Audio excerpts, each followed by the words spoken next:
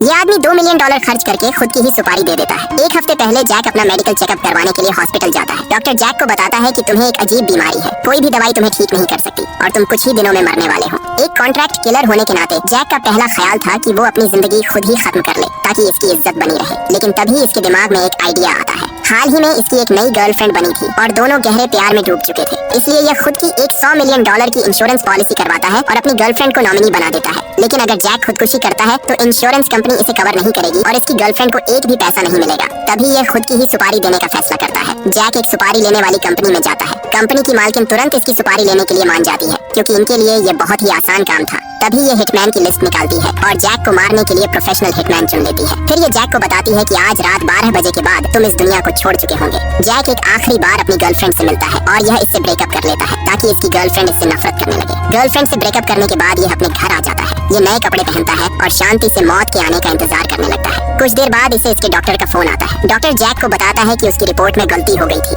दरअसल लेबल बदल गए थे और रिपोर्ट किसी और मरीज की थी। जैक को कोई बीमारी नहीं थी बल्कि वो तो पूरी तरह से स्वस्थ था। यह सब सुन के जैक के होश उड़ जाते हैं। तभी यह घड़ी की तरफ देखता है कि 12 बजने में सिर्फ 4 मिनट बाकी थे, यानी 4 मिनट बाद हिटमैन इसे मारने इसके घर पहुंचने वाले थे। पर जैक को यह नहीं पता था कि इसे मारने एक हिटमैन नहीं बल्कि 5 हिटमैन आने वाले थे। हालात और भी खराब थे। एक दिन पहले ही जैक ने अपने सारे हथियार समुद्र में फेंक दिए थे। अब इसे अपने नंगे हाथों से ही इन हिटमैन का सामना करना था। जैसे ही 12 बजते हैं 5 हिटमैन जैक के घर के बाहर आकर खड़े हो जाते हैं।